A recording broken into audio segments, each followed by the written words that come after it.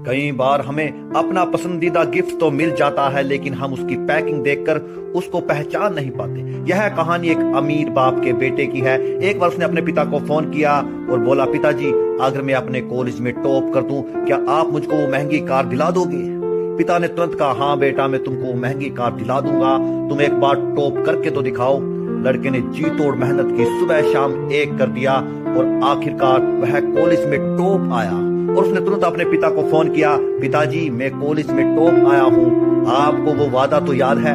पिता ने धीमे स्वर में कहा, हाँ बेटा मुझे याद है, तुम एक बार घर आ जाओ। बेटा बड़ा खुशी खुशी घर पहुंचा, लेकिन जब घर के आंगन में उसको कार दिखाई नहीं दी, वह उदास हो गया और उदास मन से अपने घर गया, पिता को प्रणाम किया।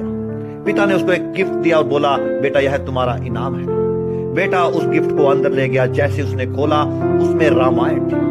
उसने रामायण देखकर एक शब्द कहा कि मांगा क्या था और मिल गया क्या।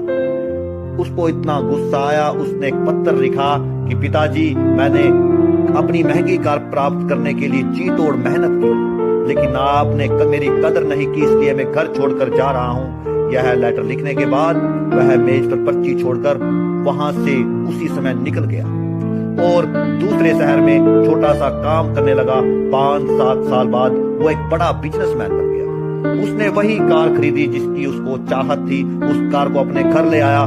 जैसे ही अपने आंगन में खड़ी की, पिता की याद आ गई और मन में सोचने लगा, क्या इसी कार के लिए मैंने अपने पिता को छोड़ दिया?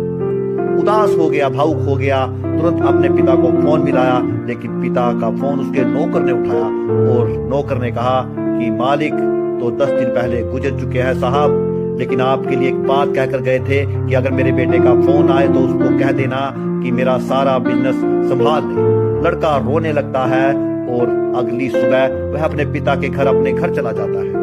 वहीं पहुंचता है, वहां मेज पर वही रामायण पड़ी हुई मिलती है और जैसे ही रामायण को उठाता है, उसमें से पर्ची निकलती है और पर्ची को देखकर वह अचंभित हो जाता है। उस पर्ची में लिखा होता है, बेटा तुम्हें बधाई हो, तुमने कॉलेज में टॉप किया और यह रामायण मैंने तुम्हें इसलिए दी कि ताकि तुम इसे अपने जीवन में उतारो। और जो दूसरा बॉक्स रखा है, उस बॉक्स के नीचे कार की चाबी है। वह कार की चाबी उठाता है, वहां कार की बिलिंग भी हुई होती है, मतलब कि उसके पास उस कार का बिल भी होता है।